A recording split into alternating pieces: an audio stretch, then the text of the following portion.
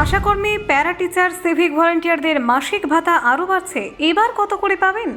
ভোটের আগে বড় ঘোষণা, আশাকর্মী থেকে সিভিক ভাতা বাড়ালো রাজ্য।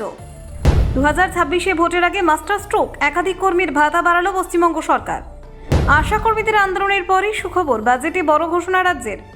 বেকারদের জন্য মাসে 1500 টাকা নতুন ভাতা প্রকল্প ঘোষণা রাজ্য সরকারের। ভোটের আগে কল্পতরু সরকার, একাধিক ভাতা বৃদ্ধিতে স্বস্তি কর্মীদের। আশাকর্মী, অঙ্গনওয়াড়ি, সিভিক সবার ভাতায় বাড়তি 1000 টাকা। 15ই আগস্ট থেকে বেকার ভাতা, রাজ্য বাজেটে বড় চমক। আন্দোলনের মাঝে এই ঘোষণা, আশাকর্মীদের জন্য মাতৃত্বকালীন ছুটি ও আর্থিক সহযোগিতা। দেখুন, 2026 সালে বিধানসভা নির্বাচনের আগে বড়সড় সামাজিক ঘোষণা করল পশ্চিমবঙ্গ সরকার। রাজ্যের বাজেটে একাধিক ভাতা বৃদ্ধি এবং নতুন প্রকল্পের ঘোষণা করে কার্যত বিভিন্ন স্তরের কর্মীদের জন্য স্বস্তির বার্তা দিল সরকার। আশাকর্মী, প্যারা টিচার, সিভিক ভলান্টিয়ার থেকে শুরু করে অঙ্গনওয়াড়ি কর্মী, একাধিক ক্ষেত্রে মাসিক ভাতা বৃদ্ধির সিদ্ধান্ত নেওয়া হয়েছে। রাজ্য সরকারের ঘোষণায় জানানো হয়েছে, আশাকর্মী, প্যারা টিচার এবং সিভিক ভলান্টিয়ারদের মাসিক ভাতা 1000 টাকা করে বাড়ানো হবে। দীর্ঘদিন ধরেই ভাতা বৃদ্ধির দাবি জানিয়ে আসছিলেন এই কর্মীরা। সেই দাবির প্রেক্ষিতে এই ঘোষণা গুরুত্বপূর্ণ বলে মনে করা হচ্ছে।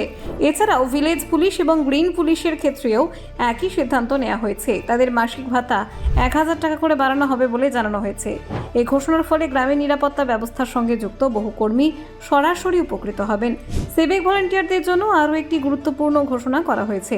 কর্মরত অবস্থায় কোনো সিভিক ভলান্টিয়ারের মৃত্যু হলে তার পরিবারকে 5 লক্ষ টাকা আর্থিক সাহায্য দেওয়ার সিদ্ধান্ত নিয়েছে রাজ্য।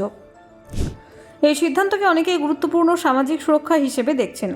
আর আশাকর্মীদের ক্ষেত্রেও বিশেষ সুবিধার ঘোষণা করা হয়েছে। রাজ্য সরকার জানিয়েছে, আশাকর্মীরা এবার থেকে 180 দিন মাতৃত্বকালীন ছুটি পাবেন।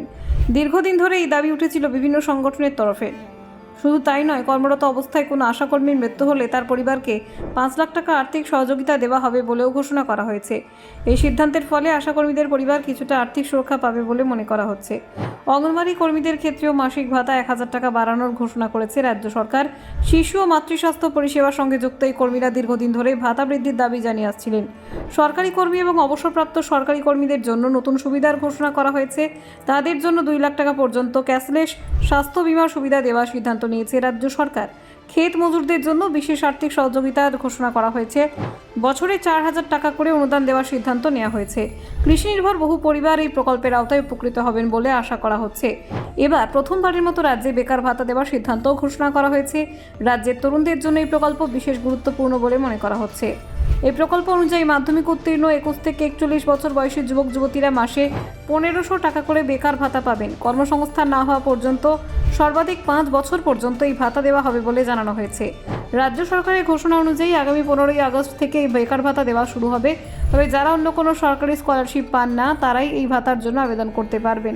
Bureau report, news prime Times.